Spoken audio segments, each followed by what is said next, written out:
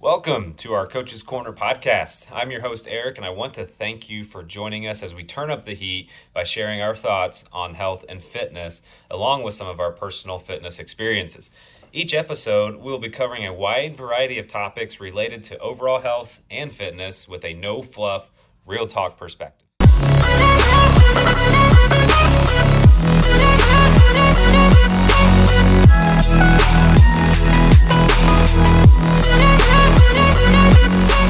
Welcome everyone to today's episode of Coach's Corner, Recovery, Calm Down to Level Up. Today we will explore one of the most overlooked, yet arguably most important pillars, recovery.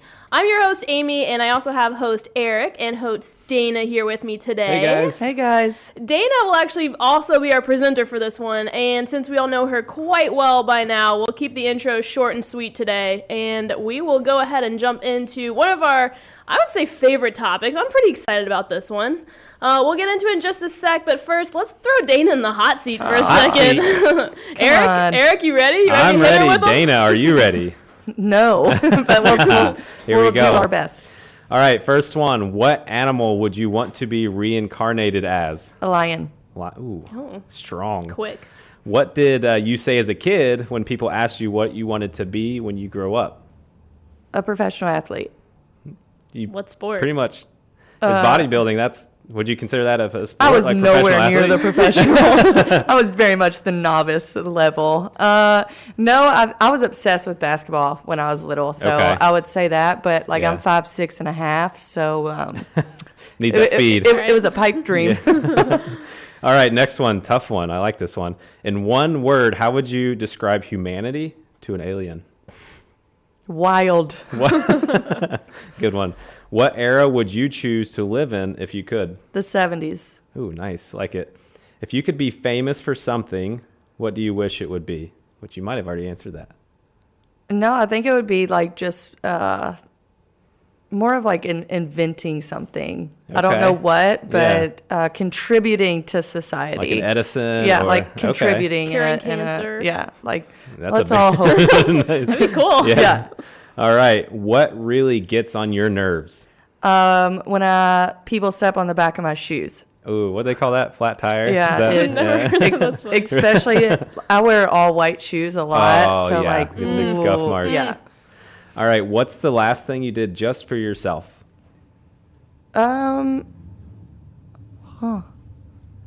Probably a massage, but it's been a while. Yeah. It's been quite a while, yeah. Okay. What exercise makes your muscles the sorest?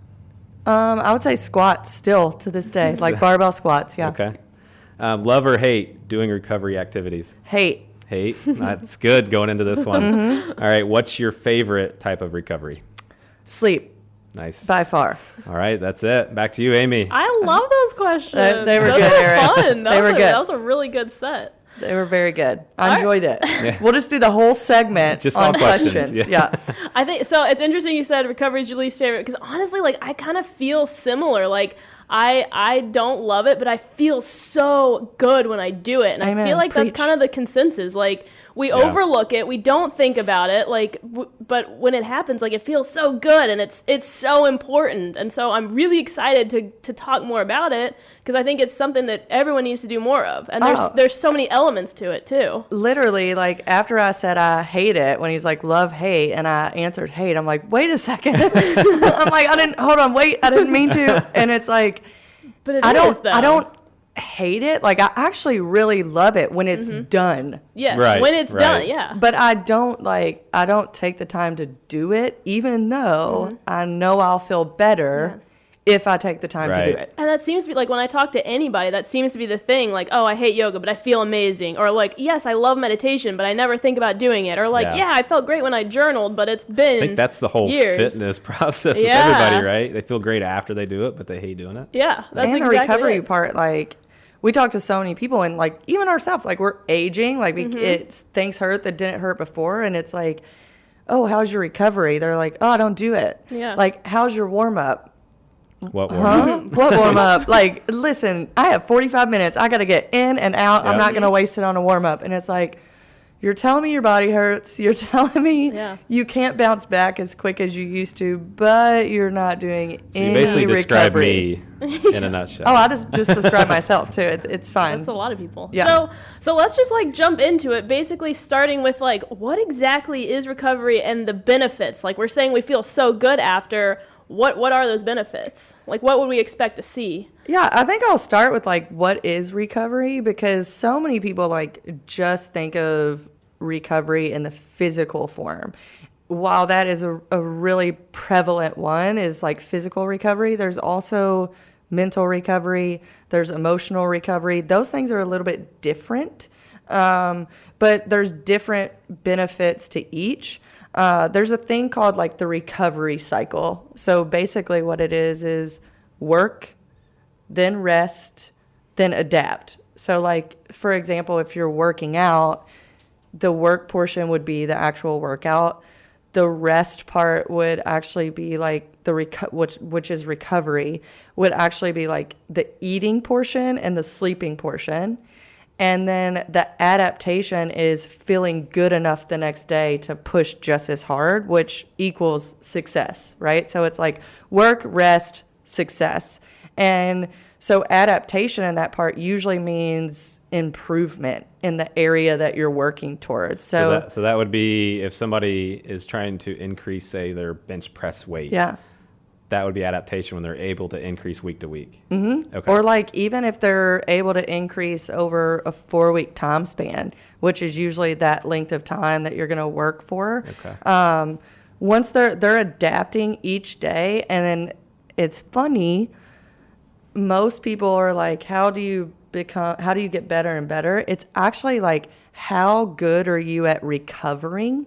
Because we must be able to recover at the highest level to perform at the highest level. I've actually hit some of my own personal records after taking a week off from training, a couple months. Mm-hmm. And to me, I'm like, how did that happen? Yeah. Right. But I felt great going back into it the next day, and I was like, goes back to that recovery. Yeah. Think about like if you get 10 hours of sleep, like what's that like? you're ready. You are ready to conquer the world. Like, and it's that type of thing. So, that's what I would describe recovery as is it's like the recovery cycle of work, rest, success. And that can be in the form of physical, mental, or emotional recovery. I love that. So specifically, if we're talking, because I liked how you kind of went the exercise route. So if we stick with just the exercise route here, what are some of those benefits that we could expect to see specifically in recovering with exercise? So I want to start here, and then I want to go even deeper into it. But let's keep it fitness starting out. So I think like just with exercise alone, I think what people would recognize the most with recovery is like reducing soreness, right? That would probably be number one. That would be a no-brainer for people, is like the more you recover and the better you are at keeping up with your recovery, it's going to reduce how sore you are. Mm-hmm. And how that happens is you reduce the lactic acid buildup in your muscles. So, and eliminate the toxins within your body when you're actually actively recovering. So that in turn is going to reduce soreness. Hold on, I want to stop you there. So that's really interesting, because I had recently started a new strength plan, and it had been a while since I really did a focused strength plan. And the first week, like I did one, I think it's a 3-day-a-week plan. Well, it is a 3-day-a-week plan. I know, I do it. But after the first day, I was so sore, and I was like, oh, I'm going to need like 2 or 3 days between this to like, I don't know about this. Yeah. And now I'm like 3.5 weeks in, and already like I'm not sore even the next day, and I have lifted heavier in that previous workout. Adaptation it's so has exciting. happened. It makes me so happy. Like, adaptation is happening right now, and it's because you're recovering better now. And like recovery with exercise, it's going to help keep your muscles flexible. So actually, when we build a lot of muscle, we can become more stiff because your muscles are getting larger. So you actually want to like toe a fine line in maintaining your flexibility. The muscles should kind of remain like spongy a little bit, not feeling wise, but inside what they're capable of doing. And it also just helps you maintain your exercise routine, like Amy said, where you're not having to wait a week to train again because it's actually increasing blood flow to the muscle, so you're recovering quicker. So that's some benefits just with exercising alone if you introduce recovery into your routines. I love that. Oh, and I just love that I'm seeing that. Yeah. It makes me so happy. Doesn't it? It's like some reassurance. I think also because he has some warming up built into the plan, which is not something I'm used to. Yep. I mean, it's like a 10, 15-minute warm-up. Huge and that's, thing. Yeah. Yep. Like, I felt great. Mm-hmm. All right, so that's exercise. What about life? Like, there's so much just recovery, even not related to the gym, not related to anything, just like to reduce burnout and just everything life-related. Like, what are some of those benefits of, like, taking time for yourself and doing some of that outside recovery? This is what I think people don't spend enough time on 100%. at all. Mm-hmm. They literally, myself included, but it's something that I'm actually really cognizant of, and it's something that I've been working on for 3+ years to be my main priority. And what people don't do is, like, they just feel this urge to quote unquote grind through it or power through it, or they're weak if they can't do it. And it's like, you know, in life, what recovery is actually going to do is make you like a high achiever in every aspect of your life, whether that's like parenting, whether that's at work, whether that's being a good friend, whether that's being a good spouse. Like, all of that is recovery is needed for that, because when you implement the appropriate recovery for like mental stress, for work stress, for parenting stress, for relational stress, like all of that takes place in life, what recovery is actually going to do, one, obviously it's going to reduce the stress that you have in your life. It's actually going to boost creativity exponentially, actually. Why do you think that is? Do you think it's just because it's freeing up your mind of Yes, stress? so it's freeing up, without getting like too neuro in here, which I can completely geek out about, it's actually like clearing out the waste that is in your brain, which happens like when you sleep it's actually 8 hours. It is actually, your brain is going through this process where water is actually going through it, and it's clearing out the waste. So when people say, I think we talked about this on our sleep podcast, when they said like, oh, I can go on 3 hours. Well, maybe you can you can function. Right. But your brain really didn't get the time to actually clear out the waste from the previous day. So all the thoughts, everything going through, that you need to like actually input new ideas. And so if you are able to do this with sleep, it actually boosts creativity because your brain has the bandwidth to do it, I guess, for lack of a better word. So boosts creativity. It improves productivity. It enhances decision making. That's a huge thing with career and families and all of life. A big one is it boosts your immune system. I think that's the biggest one with what we've seen going through COVID and things like that. Is it's actually really important to take care of yourself, because you literally can get sick because you don't. And here is my thought for all of you guys is it slows the aging process. So big one. So if you need that, it slows the aging process astronomically if you like take time to recover, especially with sleep. And something I want to give to our listeners who are parents out there, because I'm a parent, one thing my wife and I do to help with this, to take time for ourselves, we give each other that hour of whether it's one day or on the weekend, say, hey, go do whatever you need to do by yourself. Mm-hmm. I got this. Yeah. You're good. That's super important. And it's like, that's hard for single parents too. Yeah. Or you have twins MVPs, or triplets or like, multiple man. kids. Like, we have one and we're still on the rails. I can't imagine 2, 3, 4, 5 kids. Just know it'll get better. So that's awesome with the life and the benefits of the recovery from that. But how much recovery is truly needed when exercising or after exercising?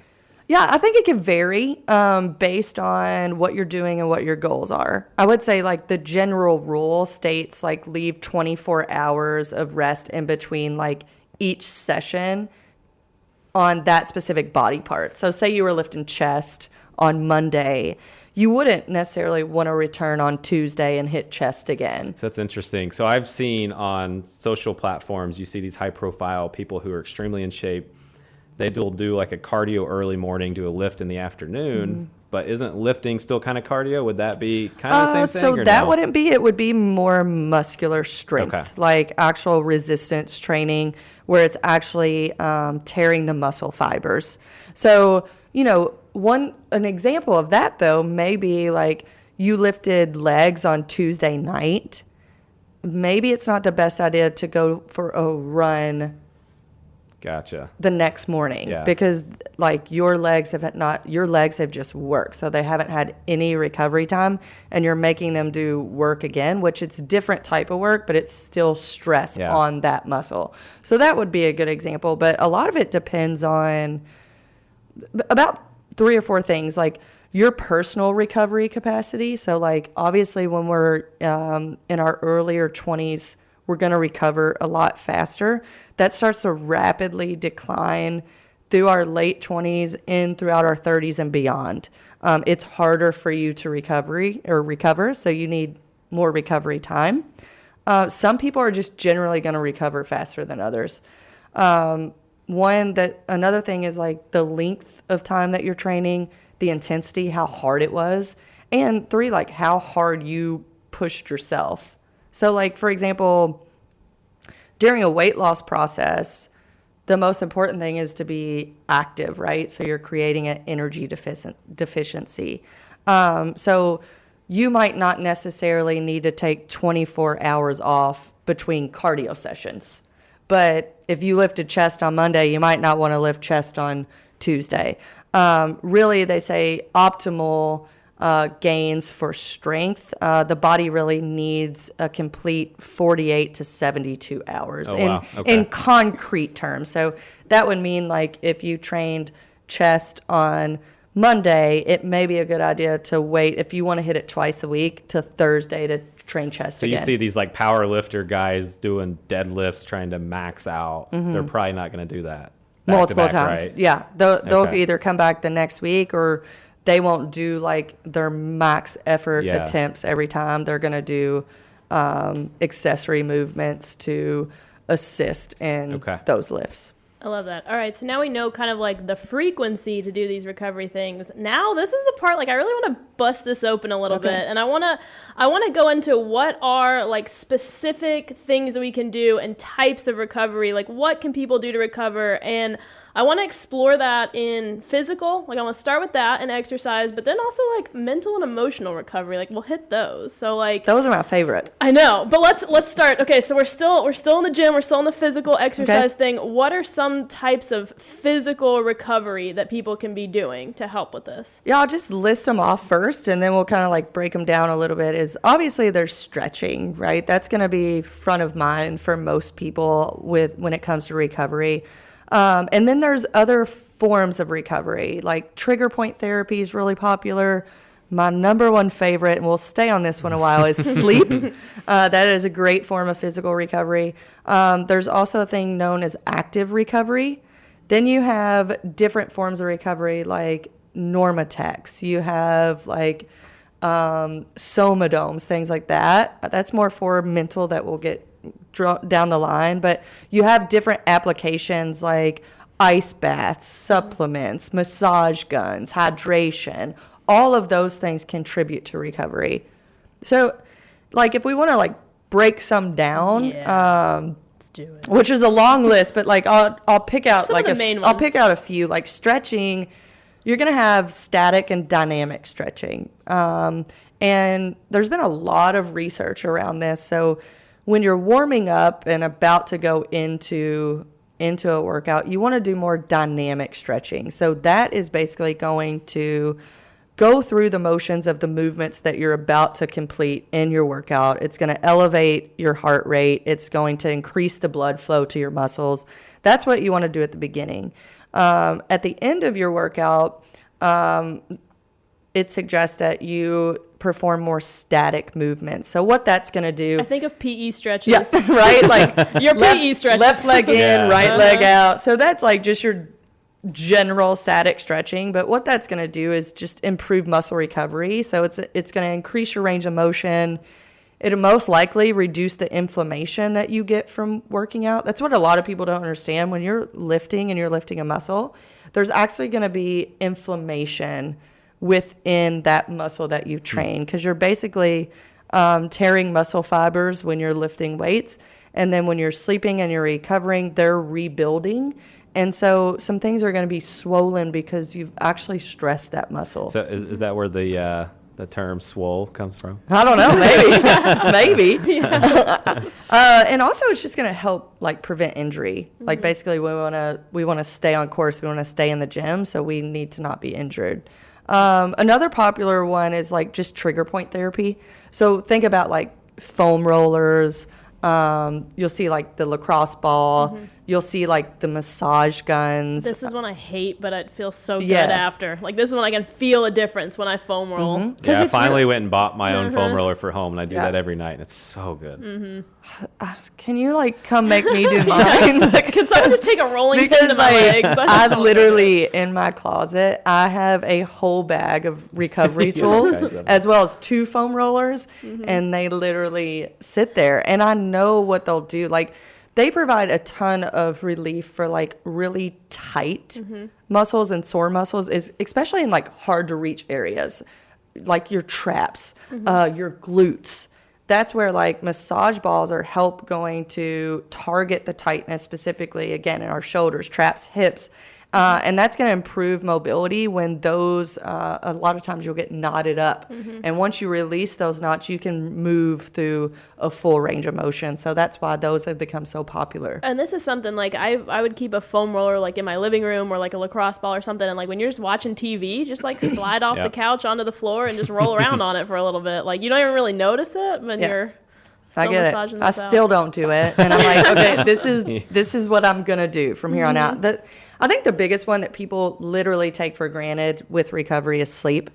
Like the fact is, guys, like it is impossible to perform, recover, and grow without adequate sleep. So like everything in the body from like soft tissues, neuro tissues, which are included in the brain and the central nervous system, which like controls everything that we do basically, it must recover after training and daily life every single day. So I also want to call it here really quick. If y'all want to go a little bit deeper into sleep, we do have a sleep podcast out there. Yeah. We'll look it up. And we're just going to leave it at that. Check out our sleep podcast. It's one of my favorite that we've done, honestly, because it really goes into like setting yourself up if you're a person that struggles with sleep, or it goes into like sleep hygiene and all that, like how to get in that right sleep. So the other 2 that I'll touch on is just like active recovery. I think people underestimate active recovery, or if they're taking a day off from the gym, that means like they're literally taking a day off from life. Don't move couch, potato chips. So like everything. This is just really go for a walk. Yeah, it's low intensity exercise following like a strenuous workout. So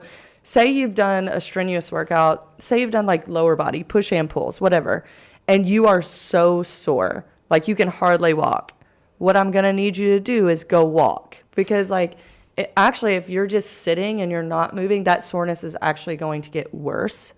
Instead of, if you do active recovery, it's going to improve the blood circulation, and that's going to remove like waste products from the muscle breakdown. So it's actually going to help you improve faster.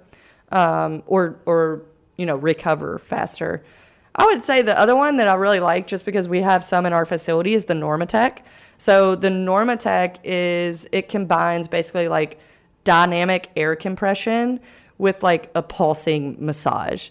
And it's basically compression therapy. So what that does, it like flushing out the lymphatic fluid and the lactic acid, which is like waste buildup after an intense workout, and it helps remove like toxins from the muscles. It reduces inflammation, improves circulation. So if you're someone that does like long distance running or like marathon running, or you're doing a bodybuilding competition or something, or like you just like the way it feels, these are great. You can improve your recovery in like a 10-minute time span, and you can sit down in our recovery room and like take a meeting with our Normatec on. Yeah, if you guys are in Louisville as well, come check out our space, check out our Normatec room.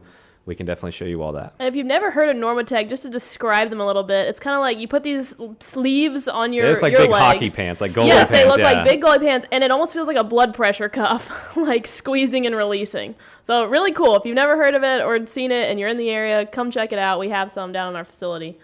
Yeah, they're awesome.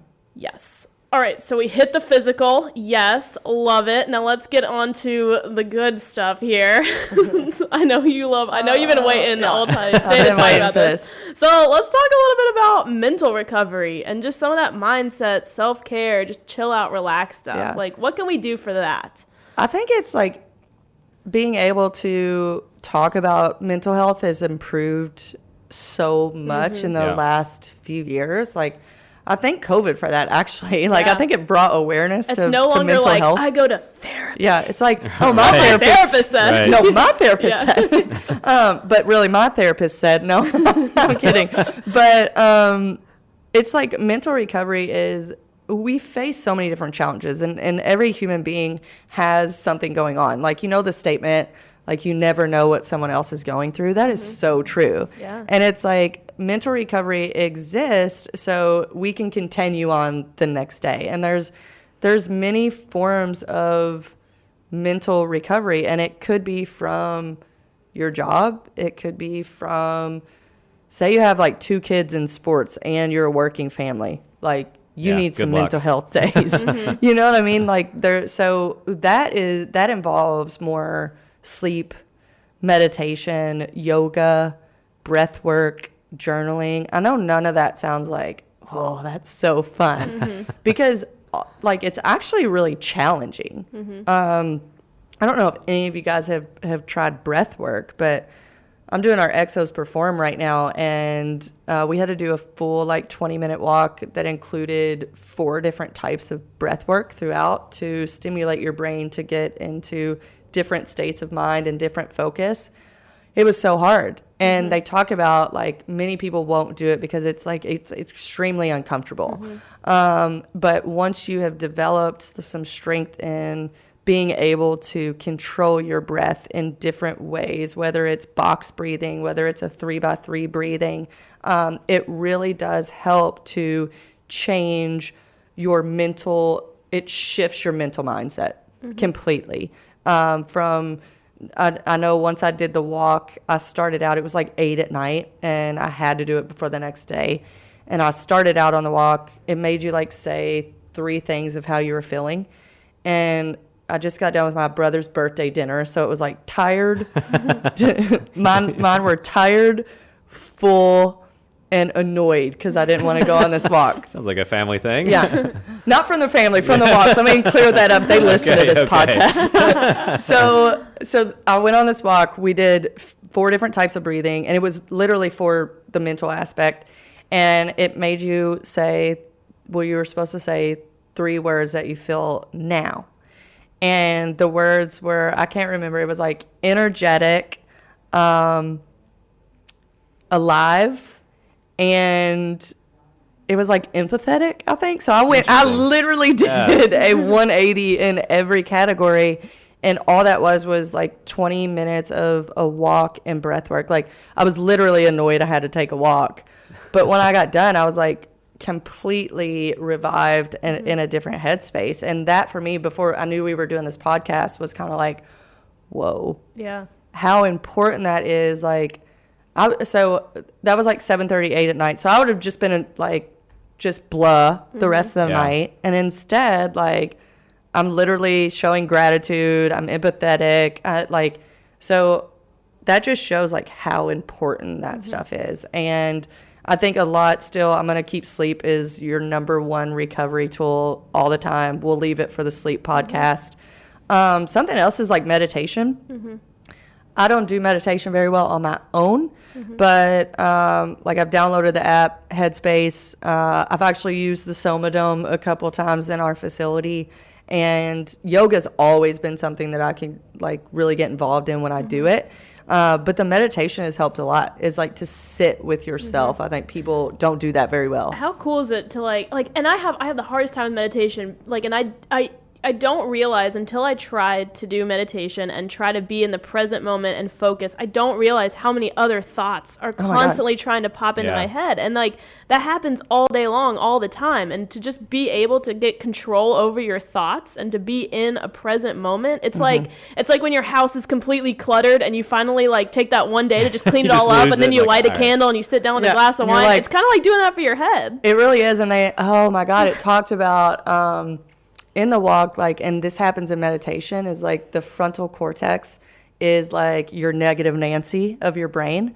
So it is the part that says like, I can't do this, or it's the part that has like fearful thoughts. And when we get ourselves into meditation and to breath work, we quiet the frontal lobe so other thoughts can come in. And I'm like, and that'll always help getting you to sleep better too, right? Because I lay there at night, eyes closed, dark room, thoughts after thoughts after thoughts hitting my head. Same. I can't Tornado sleep. of thoughts. Right. Same. So I find that people find like all of these things like annoying. Like, oh, I don't need them. I don't do yoga, or I can't meditate. That was always my go-to. Like, I can't meditate. It's hard. I never tried, though. Like, I said that before. Like, that's not me. Yeah. But what I've seen is, like, it's truly needed. Another thing that I do is I listen to podcasts a lot, and they're really just, I don't know, positive mindset podcast. And what I've realized is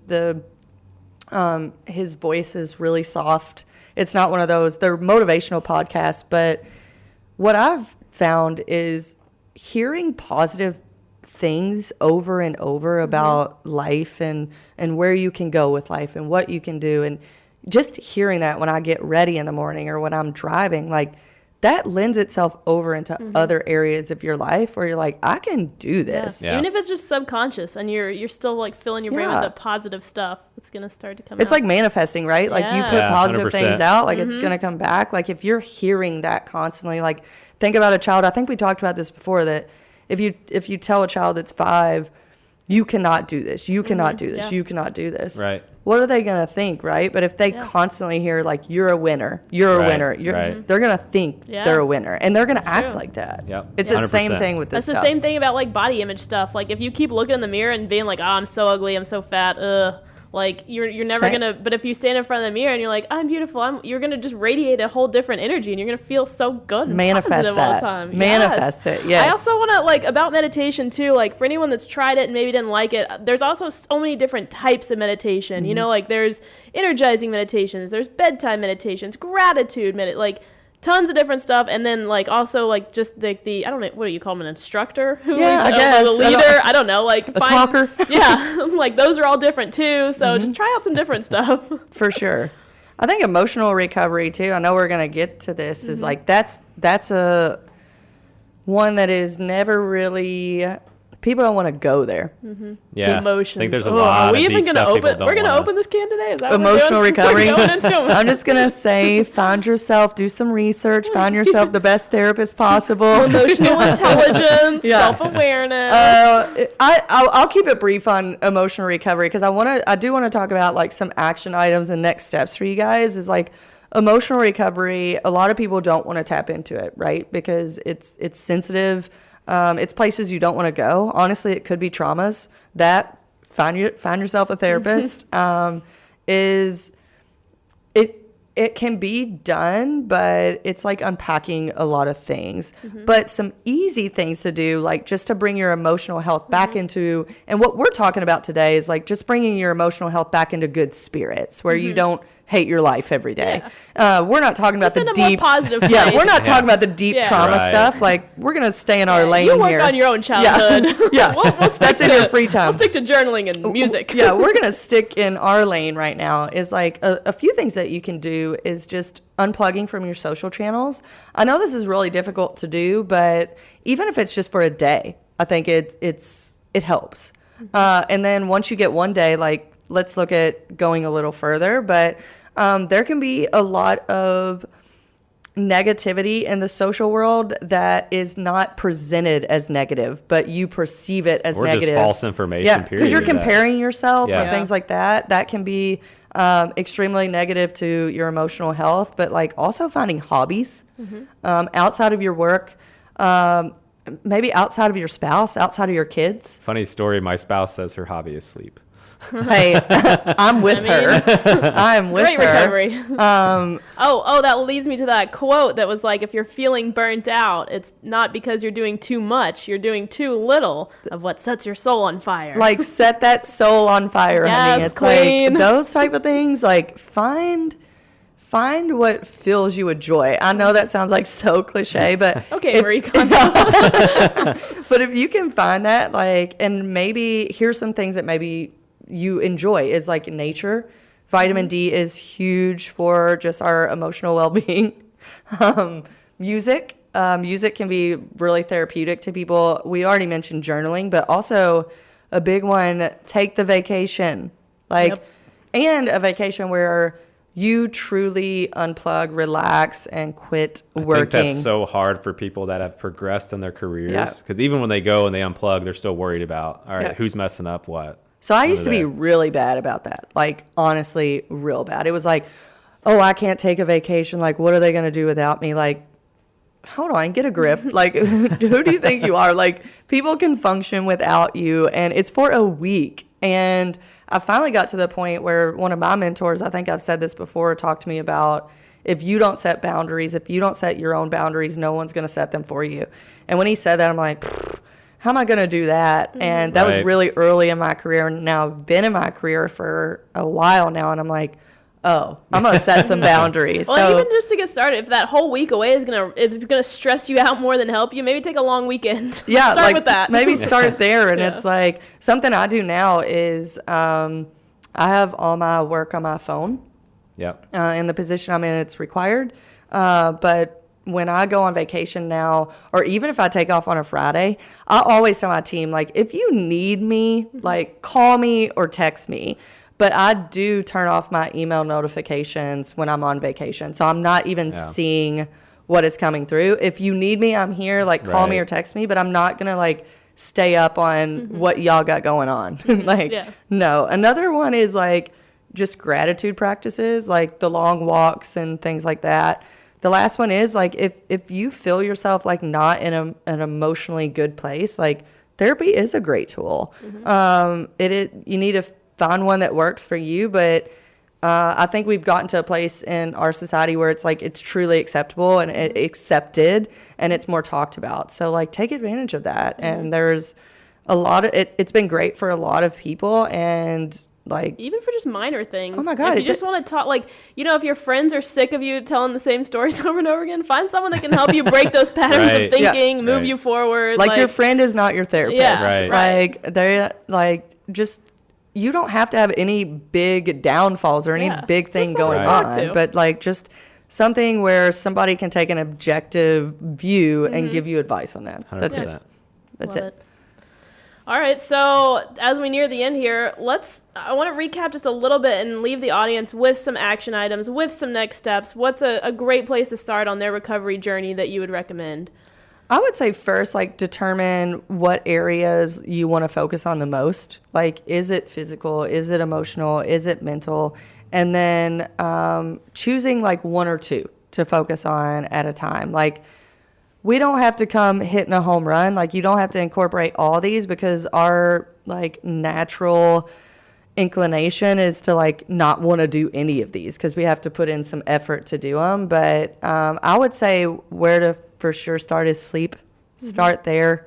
It's going to be the cornerstone of every type of recovery is sleep.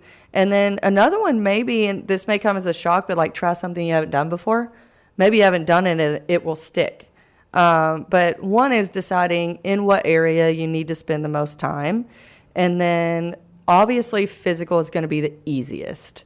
But really do a check with yourself. Is it mental? Is it emotional? Is it physical? Well, I was just going to say, because some of those, they may be in. physical, but it's because the mental recovery is not there. Yeah. So, like, actually do some work here to see like what's really what you need to work on, because most are going to gravitate towards physical, and it's like, oh, I'll take a walk. But, like, really you're mentally just exhausted with everything that's going on. You could do a breathing walk. walk. There you go. Breathing walk. That's exactly what I did. So it's like, See what interests you out of all these lists. See what's you can commit to, and then go from there. Pick one or two. See what you can commit to.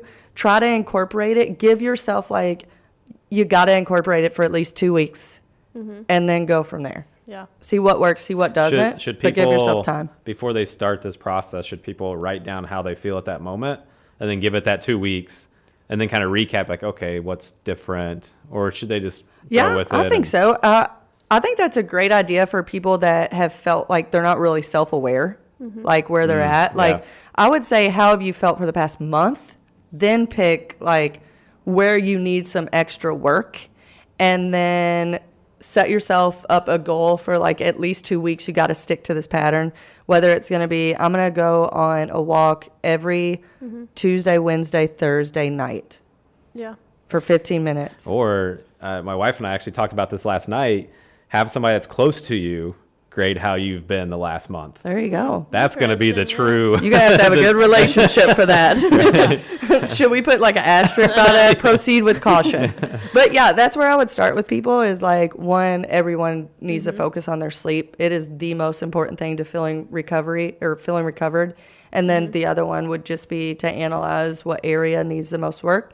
Pick one or two things, and then kind of journal what that looks like. And if you're brave enough, get somebody you really care about to see how you've been. I love that. I love that starting small. And also, I do want to call out, don't make it hard on yourself. Sometimes, for example, when I think journaling, I'm oh, I got to go to Target and I got to get this whole, cute little bound notebook and I got to... No, write a sentence in your notes on your phone. That can be journaling. Or if meditation overwhelms you, don't do a 45-minute meditation. Do a 5-minute meditation. Yeah, or even if it's a walk, and I said Monday, Wednesday, Friday, maybe the first week you just start with one day if you haven't been doing any. So that would be my tip. I think recovery is one of the keys to obviously success in feeling good all around. I love it.